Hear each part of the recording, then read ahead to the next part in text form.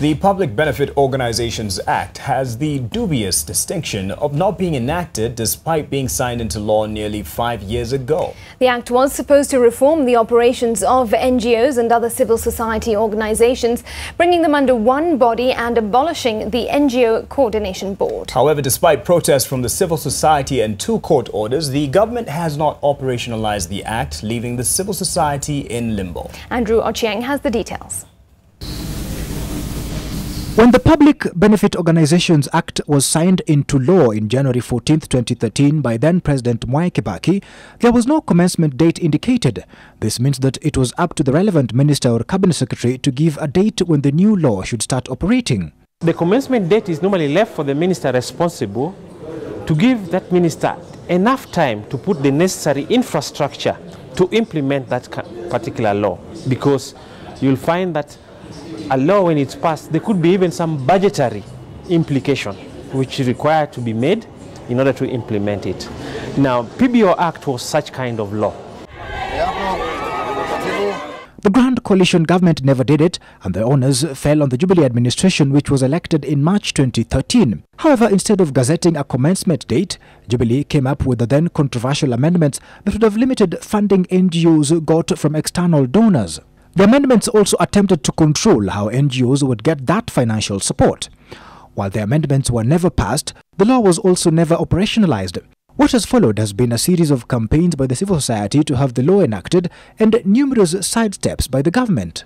The first court order compelling the government to enact the law was given on the 31st of October 2016.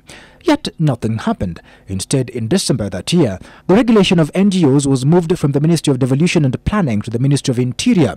When the civil society moved to court again, accusing the government of contempt, it defended itself, claiming that the orders given in October had been directed at the Ministry of Planning. The High Court in May this year dismissed that argument and ordered the Ministry of Interior to enact the law within 30 days.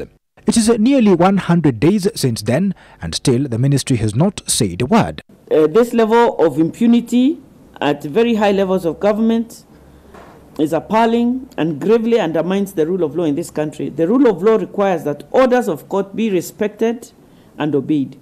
Willful and flagrant disobedience of court orders undermines the authority and the dignity of the judiciary. The court should frown at public officers who flagrantly just disobey it. And if the court really wants it to be respected, it is important that any person who is in contempt, they face the consequences. Instead, there have been the actions of the NGO board led by Fazul Mohammed.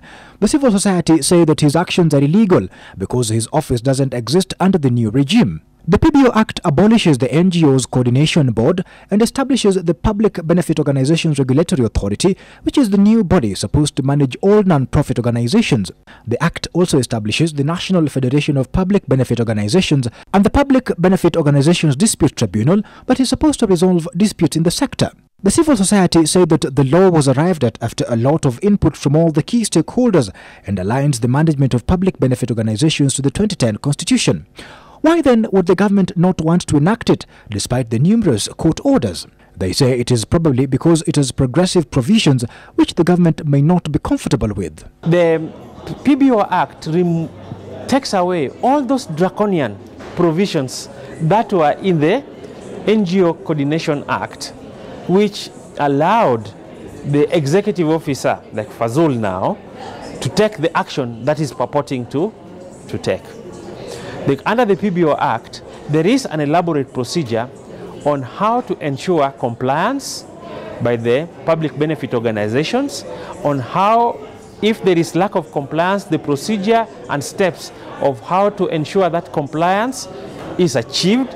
Our attempts to get a response from the government today went unanswered. Andrew Ochieng, NTV.